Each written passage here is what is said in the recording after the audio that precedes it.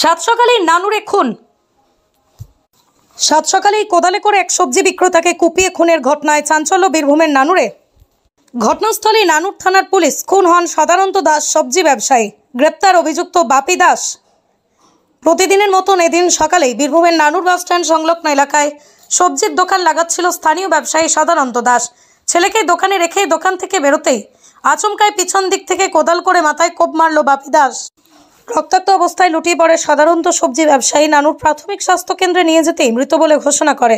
সবজি বিক্রেতা খুনের ঘটনায় অভিযুক্ত বাপি দাস মানসিকভাবে বিপর্যস্ত। স্থানীয় সূত্রে সেটাই দাবি। খুব স্বাভাবিকভাবেই পুলিশের প্রাথমিক ধারণা মানসিক অবসাদ থেকেই খুন। নানুরের সবজি বিক্রেতা খুনের ঘটনায় চাঞ্চল্য ছড়ায়।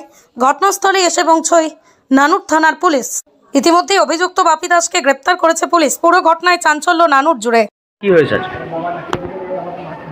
কি হয়েছে বলতে পারবো না। আমার বাবা সকালবেলাতেই সবজি মাল নিয়ে এসেছে, আমাদের দোকানে রেখেছে।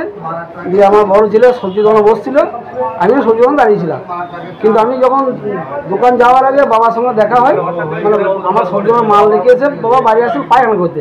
সেই মতো আমি বাড়ি থেকে বেরিয়ে যাচ্ছিলাম, মিতালি স্টুডিওর কাছে বাবার সঙ্গে দেখা হয় যে বাবা আমাকে যাবো, বাবা বলে বাইরে আসছি দোকানে চো।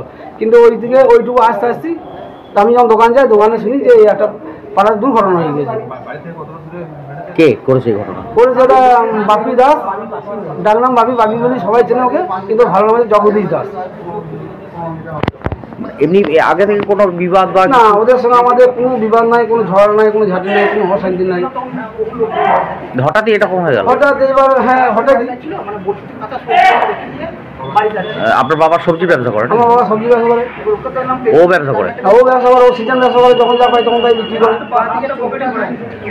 বাপি দাস কি মানে আটক করা হয়েছে বাপি দাসকে?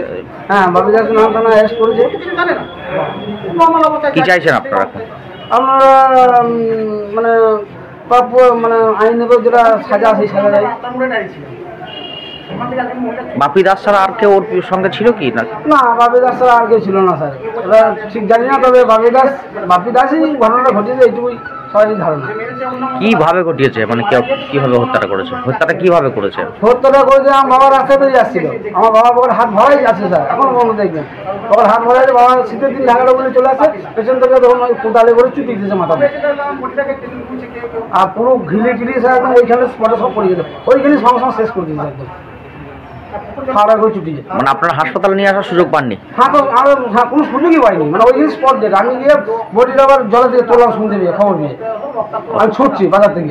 পাশের পুকুরে জলে পড়ে গেছে? ওই সামনে পুকুর বাড়ি ঘটনাটা ঘটিয়েছে। ঠিক আছে। আপনার নাম? আমার নাম সুশান্ত দাস। আর আপনার বাবার নাম? সদানন্দ দাস। কত বয়স হবে? বাবার বয়স প্রায় 70।